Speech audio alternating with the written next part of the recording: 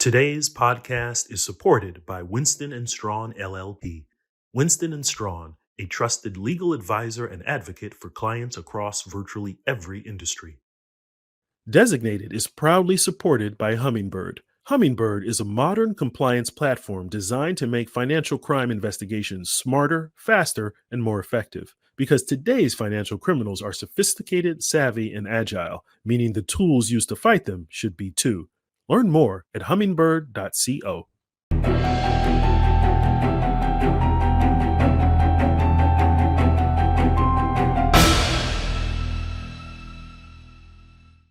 I'm Yaya Jata Fanusie, and this is Designated on the Illicit Edge Network. I spent years as an analyst at the CIA where I mostly worked on counterterrorism. But since leaving government service, I've been tracking how illicit finance is evolving. And some of the biggest threats of today aren't from terrorist organizations. These threats are more subtle and sophisticated operations targeting each of us using a cell phone. Have you ever gotten one of those text messages out of nowhere from a number you don't know? On the other side of that text message is a vast criminal industry supported by human trafficking.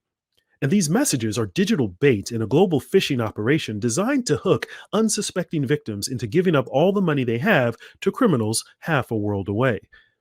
Every year, tens of billions of dollars are siphoned out of US bank accounts through these intricate schemes, which are really just long cons. So these schemes can start with a text, an email, a message on a dating app. The scammers know how to reel people in and deliver them to the financial slaughterhouse. Fittingly, this type of scam is called pig butchering. My guest today is Erin West. She's a deputy district attorney for Santa Clara County, California, and she's a key warrior in the battle against these global scam operations. She's traveled the world in an attempt to tackle these threats, and she spoke with me to help us understand how the scammers operate and how you can stay safe and keep from becoming their next victim. It's time to get designated with Erin West. What's your origin story? My origin story? So I grew up in Sunnyvale, California, heart of Silicon Valley. I went to high school at the same high school as Steve Wozniak. So big early adopters of Apple and high tech. And I went to college and law school at USC in Southern California, and then returned to the Bay Area where I grew up to practice law. And I've been a prosecutor in Santa Clara County for the past 26 years. Well, tell us about your journey to becoming a prosecutor. Why did you choose that direction? So all along, in college, I wanted to be an international journalist. I wanted to be a investigative reporter, and then I took a media law class my junior year, and I thought, oh, this is really interesting. And then I enjoyed law. Well, I enjoyed reporting, but I also saw that it was kind of a difficult road where you have to work in a lot of small towns and move around a lot. And I thought, I'm not sure that's for me. So I went to law school, and then I realized that was exactly the right place for me, that I really was able to combine my interest in investigating things. I mean, putting together a case is very much like investigating something and then presenting it. There's a lot of similarities in being a journalist and being a courtroom lawyer. And so I worked in private practice immediately after graduation, but I saw my friends. I had a number of friends that went to work in prosecutors' offices, and I saw them being able to handle their cases on their own and to be in courtrooms, doing important work, and always being on the right side of what they were doing. And that was really appealing to me. So what do you mean on the right side? Well, I think what happens when you work in a civil law firm is you, especially as a very junior employee, you are on whatever side the law firm is on. And that may not always be the side that you would pick if you had a choice. But you are a paid employee you are a paid advocate. When you work at the district attorney's office, you are on the side of justice, whatever that looks like. And if you have a case, and this happened to me, where you're presenting a sexual assault case and mid case, you start to have doubts about what you're presenting, and that really you don't think this should get in front of a jury, you have the opportunity to dismiss that case. And so there's a lot of um, there's a lot of satisfaction in knowing that you're on the right side of justice, whatever that is. And so, in your early career, what sort of cases did you work on? I loved my initial time in the office. I was on the misdemeanor team. There were a bunch of us who all came in at the same time. We were all learning how to try cases, and we did standard misdemeanor cases. We did DUIs. We did bar fights. We did possession of, narcotic materials. So it was a great opportunity to learn how to interact with law enforcement, interact with lab experts, interact with judges and defense attorneys, and it was a great opportunity to learn in a lower stakes environment. And I really enjoyed that. I really enjoyed the camaraderie of my team, and I learned a tremendous amount and got to try a lot of cases in a short amount of time. And then, did you move on to more serious crimes, more serious cases? Yeah, the progression in our office is that you go from misdemeanors to general felonies, and then from there you kind of split off into a more specialized place, whether it's gangs or sexual assault. And so I spent a good part of my career in the sexual assault team.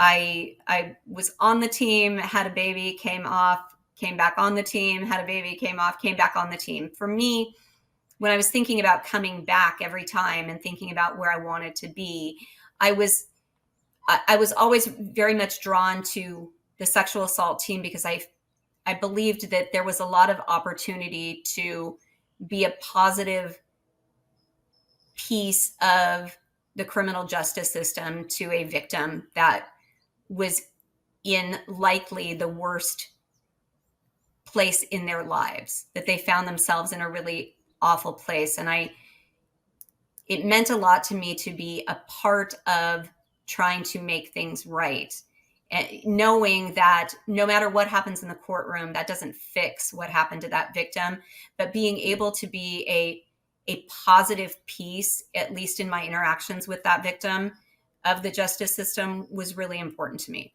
How did working these types of crimes impact you or affect you? It's very fulfilling work, but it's very difficult work. And you are hearing things from victims that you have not even imagined in your worst nightmares. And to hear that that happened to a child and then they had to go to school that day, like that stings. And the more you take on those stories, it really impacted me in terms of becoming angry and becoming jaded and questioning people I saw in public, and why is this person with that person and what's happening there.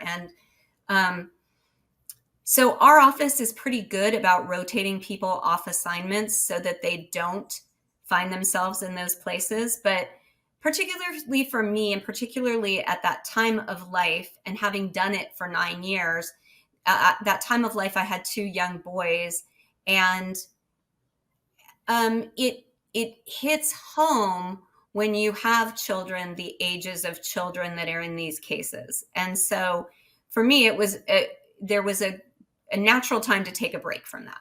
And then, so what did that lead you to?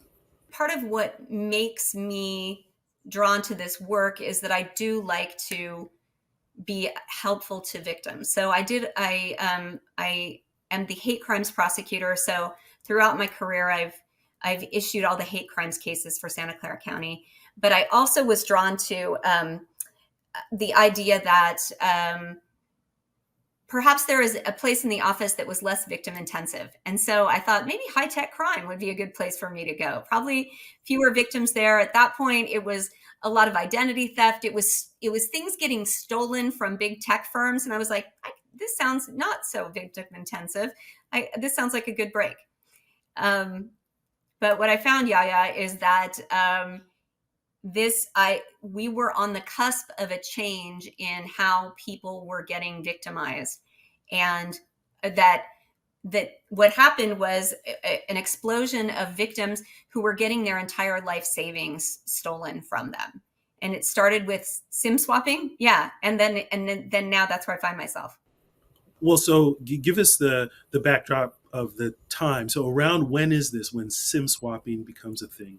Yeah, so I started in 2016. I was assigned to a really fantastic team in our office called the React Task Force. It's a high tech task force. It's especially funded by the California legislature, elite group of detectives who do high tech crime. And so in by 2018, we started seeing SIM swappers, and SIM swappers were a young group of um, hackers who figured out ways to socially engineer the calls coming to your phone into a device that they held. And what they could do then is when they're holding the device that is your recovery device for things like Gmail, and they do forgot password, they go to Yaya Fanusie at gmail.com. They could then do forgot password, and the password comes to the device that the bad guys are holding. So they're able to get into your Gmail account, and then from there figure out where you're holding your crypto, and then we're able to take over your crypto account and drain all of your money. So in 2018, 2019, the React team did a series of investigations and prosecutions of SIM swappers. And these were people who were able to really, I mean, it was the first time we'd ever seen a situation where you could socially engineer your way into $1 million, more than $1 million, because people who were holding crypto at that time were holding a lot of crypto. And we saw some major losses to the elevations that we had never seen before. How would they find these $1 million victims of crypto holders? They were a smart group of young people that weren't working, had no other jobs. And so they were able to spend the day researching who were the crypto holders. And to do that, it wasn't difficult back in 2018 to just get on Twitter and see who was like hashtag crypto this, hashtag crypto that. We always joke, like, the first rule of Fight Club is you don't talk about Fight Club. But the first rule of crypto in 2018 was you make sure everybody knows that you are an early investor. And so it wasn't difficult to find out who was holding crypto. And then from there, it's not difficult to buy their social security number or their email address or their phone number. And that's what they were doing. So I see how crypto millionaires would be likely targets. But what about regular people who don't know much about crypto? How have they been caught up in scams? Well, that's exactly the piece of it, is that they don't know much about crypto. So this new scam called pig butchering that is crushing victims worldwide preys on the fact that they don't know much about crypto. So the way this scam works is the bad guys reach out to our victims on social media or on the text that says, "Hey, I haven't seen you in a while. Is this still your number, Anna?" And then they begin these long conversations with victims where they develop a relationship. And as they're developing this relationship, they are showing them an elevated lifestyle. They're providing them with pictures of them traveling, wearing expensive clothes, having nice things. And so our victims, as they're getting drawn into this really, what they believe to be a very special relationship, they are absolutely having no trouble believing that the person they're in this relationship is pretty well set financially. And then the scammer will say, "Well, you know how I got this money? It's because I invest in cryptocurrency. And, I didn't know much about it either, but my uncle does, and my uncle could teach you." So they're preying on a couple of things here. One, the trust that's been developed, that our victim believes, "Oh, I'm in love with this person. They wouldn't lead me wrong. If they say they got this money from crypto, they got this money from crypto." And the idea that I might be missing out if I don't take this opportunity. And so they're preying on their lack of knowledge about crypto and their fear of missing out. And so that's how it works. They then get lured into just making a small investment to see how it works. And they find that when they make that small investment at the direction of the scammer, their money, what's really happening is the scammer's taken their money and their money's gone. But the scammer is showing our victims a dashboard and a fake portal on the internet that leads the victims to believe that their money is safely in an account that is dramatically increasing in value. So that our victims' $5,000 investment goes to $6,800, $7,500, and it's $10,000 by the end of the week. And that looks great to victims. And they have no trouble believing that they're going to become wealthy. And then they get lured into investing more and more and more. Winston and Strawn is an international law firm that for more than 170 years has served as a trusted advisor and advocate for clients across virtually every industry. Winston and Strawn's law practice, made up of more than 950 attorneys across 15 global offices, is built on the talent, creativity, and determination of its lawyers and an unwavering commitment to its clients. Winston and Strawn boasts an exceptional financial crimes compliance practice comprised of attorneys who have decades of experience assisting clients with Bank Secrecy Act and anti-money laundering compliance counseling, state and federal enforcement matters, and related investigations. Learn more about the firm's capabilities at winston.com. Hummingbird is a compliance platform that's reimagining what's possible from financial crime investigations. Teams using Hummingbird work more efficiently and effectively without compromising on quality. Investigators quickly get to the heart of each case with information at their fingertips and compliance-grade automation and AI to boost productivity. Designed for essential work in anti-money laundering, anti-fraud, customer due diligence, and more, Hummingbird allows you to customize the platform to your policies, giving you exactly what you need to get the job done. Hummingbird is determined to fight financial crime by empowering those on the front lines, because financial crime never stops evolving, and neither should the tools you use to stop it. Learn more at hummingbird.co. That's hummingbird.co. Can you tell us a story of a victim that stood out for you and how they were impacted by this scam? For a lot of people, it's hard to understand how this could happen, how you could fall in love with someone that you've never met before. And so I think we need to be like honest about that in understanding that there's some education of people that needs to be done to understand that this is happening to regular people. It's happening to people you know, it's happening to people that you go to school with. So I met this woman named Karina. She was a victim of this crime. And she seemed like me in that like she was educated, and she felt like someone that would be in my social circle. And she told me that she had been a victim of this crime. She had been lured into it. The person that she met online was claimed to be living in Europe.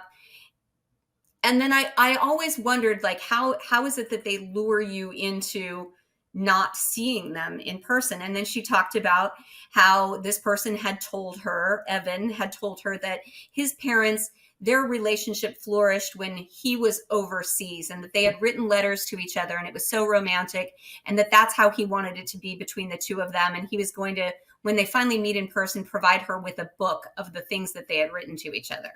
And you could see this victim wrote a 30-page story about what happened to her, and you could see that, like, as you hit each one of these crosses in the road, like, oh, okay, I can see why you did that. Oh, I can see why that story made sense. Oh, I can see how you got there. And so in talking to her, I was able to better understand the whole story of how it works. So her story resonates with me. In her case, so she was getting to know him and writing these letters, and then what did he do? And then, it's interesting too. Her story is interesting because a lot of times we think that this is happening to senior citizens, and it's not. It's happening to people of all ages. She's in her early 40s. And we think that it's happening to people, that we think we're so much smarter and we wouldn't fall for that. And this woman has a PhD. So, so so what happened to her is as she moved along, and because she has a PhD, she has a lot of student loans. And so this was not a get rich quick scheme for her. This was oh, well, maybe this could help me pay off my student loans. And so that sticks with me too, because it shows that we have a lot of ideas as a society about who these crimes are happening to. And in fact, what happened with this woman is it just drove her deeper into debt and really moved her back so much further in her financial stability. So what happened? So she was making investments. So she was lured into the same investments that are standard in pig butchering. So she had some money put away, and so she was lured into the idea that she could pay off her student loans. So she made a small investment. That investment grew dramatically in value. But she got tricked. And so the way she got tricked was part of the way that they get tricked is part of this relationship business where the scammer says, oh, let's go in on this together. I'll put in this much money and you put in this much money. And what happened with Karina was there wasn't a meeting of the minds as to what she had agreed to. And the next thing she knows, he says, well, we agreed that we were going to do $150,000. And so I'm going to lose all my money if you don't come up with your half of this. And so then she felt like she had to beg, borrow from everybody so that he wouldn't lose his half that he had invested, that she had to come up with her half of the 150,000. And so it was really a desperate, terrible situation. And she really, really was taken advantage of, had money stolen from her. And does the money go into an account? How did she lose the money? Right. So the way this scam works is victims are directed to take their US dollars and then open up a cryptocurrency account. That cryptocurrency account will be at a name that they've heard of before, like Coinbase or crypto.com. Our victim will put their money into that account at the direction of the scammer. It will be their account. They have control over that account. The scammer will say, okay, now let's take your US dollars and let's change them into cryptocurrency. So they will direct our victims who are not savvy with cryptocurrency how to trade their US dollars for USDT or Tether. It's a stable coin. It's a coin that's based on the US dollar. So it makes sense to victims and it doesn't vary volatility. There's no volatility so that the scammer's not going to lose money on this. Once the scammer teaches our victim how to change their US dollars into USDT, Tether, they then direct our victims, okay, now put it into this investment platform. That's where you make the money. So that's when it leaves the hands of the victim. They're given a crypto address. They put it into that address. And from there, they've actually lost the money. The money is moving down the blockchain in the hands of the scammers. But our victims don't know that. They are looking at a portal that's been artificially created by the scammers that shows your 5,000 is going up in value, going up in value, going up in value. And when they see that, they think, oh my gosh, this works. This is a legit thing. And now he's making me put 150,000 in that I don't have, but I'm going to scrape together and figure it out because I know it's going to go up in value anyway. It's all going to be fine at the end of the day. But really, they've scraped together all this money and that money's gone too. So the money is gone. And then when they try to take money out of this account that looks like it's got so much value, that's when they're hit with, oh, well, you have to pay taxes. And they'll say, okay, take it out of the gains. And the scammer will say, no, it has to be new money.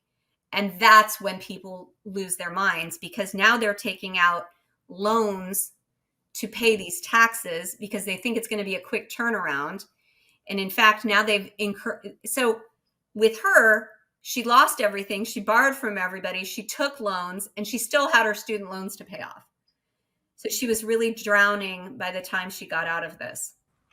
So this is devastating. Who's behind these scams? What's important to know about pig butchering is that it is being run on an industrial scale like we've never seen before. This is way bigger than Nigerian scams. This is way bigger than call centers in India. This is an industrialized, sophisticated operation being run by Chinese organized crime. It's being run by syndicates, and it's being run out of compounds and hotel towers in Southeast Asia, primarily in Myanmar, Cambodia, and Laos. And what we know is the amount of money that's being generated as a result of these scams is is 40% of the GDP of those three nations. It's that big. It's massive. And that kind of money carries a lot of influence. There's a lot of corruption in these countries that enables these scam factories to continue really unimpeded. So if we know that this is happening, why aren't these networks shut down? Well, part of it is the embedded corruption in these countries. So, in the last 2 weeks, there was OFAC sanctioned a Cambodian tycoon scamster with close ties to the Cambodian government. This was the first time we've seen US government really take action in against these pig butchering scam compounds and businesses. And so they sanctioned Lee Young Fat and a number of his businesses. And hopefully that will show everyone that the United States is taking notice of what's happening over there, and that we are beginning to use tools that we have at our disposal to do something about it. So what I would say is sanctions against this one tycoon are a great start. And I love that, and I'm glad to see it. But we need a lot more of that if we are going to have any kind of impact.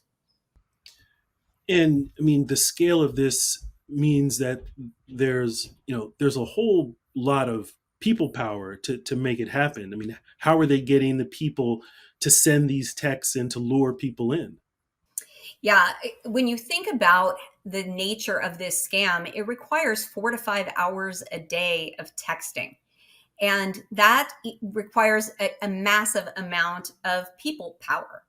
So, in order to do that, the compounds, the scam factories, do like they do everything. They do it well, and they do it smartly, and they do it in an organized way. So they post job boards and say that they need people to come work in these. They show pictures of these live work environments, and they sell people on coming to work in a live work facility where you'll make great money and you'll do a white collar job. You'll do graphic design or data entry, just office type job. And with unemployment at 20%, that is alluring to a lot of people. So what we've seen is that victims are applying for these jobs. They are going through an interview process. They are believing that this is a legitimate job. They're flown to Bangkok at the expense of the company. And when they arrive, their passports are taken. They're put on buses, and they are moved into these scam compounds where now they are human trafficking victims, and they're forced to do this dirty work 17 hours a day. These places are guarded by men with AK-47s. They've got bars on their windows. They can't escape, and they don't have access to the outside world. They are forced to do really inhumane work of taking advantage of fellow humans. And as there's a crackdown on this, it seems like, you can maybe sort of whack-a-mole, get a few here and there. But aren't these folks adapting? Can't they use technology and to get better? Yeah, that's what's really frightening about this whole thing, is that because there really has been no pressure on these compounds for over 4 years now, that they're flourishing. They're entrenched. They have infrastructure, and they know how to do this work. And what's even worse is the rise of technology. We've had victims come out of these scam compounds who tell us that the technology inside these compounds is 2 years ahead of where we are in the rest of the world. They know how to do deep fakes. They can make you sitting there look like a young Asian woman. They can make me look like a European man, and they can do video calls that they were never able to do before. Originally, we would say, well, if they are not doing video calls, then that should be a red flag to victims. Well, now they can do video calls. And then think of what happens when they start to really leverage AI, and they don't need people running those conversations 4 to 5 hours a day. What if they could be using AI to have those conversations? They can really scale up what they're getting done, and the impact is massive. This term, pig butchering, though, where does it come from? So it is a Chinese term. The Chinese term is shazupan, and it literally explains the concept of what's happening here. The idea is that these scammers are going to fatten up their victims with love bombing and with attention and selling a dream, and then ultimately they are going to butcher them and take all their money. And so I liken it to butchering a victim from snout to tail. They're not going to leave anything on the bone, because that is how pig butchering works. Is this crime is different from others in that it doesn't end until they've taken every penny from the victim. They've invested all this time getting to know victims and finding out where they keep their money. They've had intimate conversations about how much money they have, where it's kept, whether they have college funds for kids. And so the game doesn't end until they've taken all of it. And that's why this is so drastically devastating to people, because we're in a place where they've lost everything. So people are losing everything. It is devastating how much money is involved here. Yeah. By the time I see victims, and especially coming from where I do in Santa Clara County, people have routinely lost over $1 million, 1.2 million, 1.5 million. But regardless of what that number is, we had a 30-year-old software engineer lose 300,000. It's everything they have. We had a 28-year-old victim who lost 50,000. It's everything he had. That's the unique piece of this. And that's why it's uniformly devastating, regardless of the dollar value. How much around the world do we think is being stolen?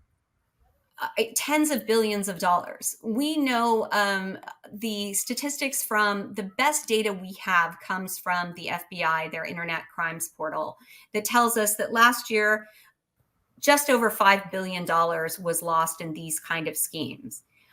I know anecdotally from the reports that come into my email box, a lot of that is not reported. Victims are embarrassed, they're saddened, they're humiliated, and they don't want to report this. So even if it's twice that, even if it's 10 billion, more likely it's 5 times or 10 times that. Between 25 and $50 billion from the United States alone, last year alone, went household by household into the hands of these bad actors. It's a massive wealth transfer. It's a transfer of a generation's worth of wealth into the hands of bad actors. And on a national security scale, this is a major threat. We are giving known criminals with malintentions a generation's worth of money. You're involved in something called Operation Shamrock. Could you explain what that is? Yeah, Operation Shamrock was an idea I had that this crime is not going to end from the one sanction from OFAC or from one arrest by DOJ. It's not going to end if Match.com starts getting rid of more people on their platform. It's not going to end from banking just coming up with better controls. It really needs all of us. It's all hands on deck, because the problem is that massive and that important in terms of where this money is going. So Shamrock says, Let's bring everybody into the same room and let's start thinking of a solution together. What we're doing alone is not organized and is not making a dent. Together, we might be able to have an impact. So, so just 6 months ago, I launched this initiative and I held a kickoff where I brought the universe of pig butchering together. From there, we've divided into working groups. And in these working groups, we're actually getting stuff done. Law enforcement group, today is the last day of a 2-week sprint where every day at noon Eastern, we've had a webinar to teach basics of cryptocurrency investigations. And we've brought in all kinds of experts. We have experts among us from people who are doing this work, but we also have experts outside. Finance came and taught us how to read their reports. Today, there is someone from a crypto kiosk company that is explaining how that works and what we need to know about how to protect our victims from that. So that's what's happening. And that's just our law enforcement group. Our banking group, we've educated over 200 banks in the past 3 weeks. And we want to get in more at the teller level to really explain what this looks like when it comes in their door. Our foreign policy group definitely had a hand in those sanctions. We're trying to raise awareness worldwide, but we're also pulling levers that are making difference. I'm sure that there are people watching this or listening who may realize that they may be a victim of pig butchering. If you could say something to that person, what would you say? The first thing I would tell that person is they're not alone. And I'm sure they feel very alone and they are very angry at themselves right now. But I would suggest for them is to give themselves some grace, that you are among tens of thousands of people who have been stolen from and taken advantage of. So what I would then say is once you've caught your breath, you really need to report immediately. The name of the game is speed in having even a fighting chance of recovering any of your assets. So as difficult as it is, I need you to walk yourself into your local police department and tell them what happened. And then I need you to report to IC3. And the reason we report to ic3.gov is because we need to make sure that our government understands the scale and scope of this problem. That when we don't report, they don't understand how big this problem is. We need to get those numbers in front of them so they understand the massive, massive situation we find ourselves under. And then I would suggest that they really get themselves some emotional support, that this is not easy, what happened to you. This is horrible. And you don't need to go it alone. Reach out to AARP, reach out to other victims groups who would love to assist you in finding a peer support group. I'm glad you flagged the IC3, the website, the Internet Crime Complaint Center, I think it's called. But maybe a final thought is, what about advice for those, for all of us, to not become victims? What are the things that we should be doing so we don't fall victim to this?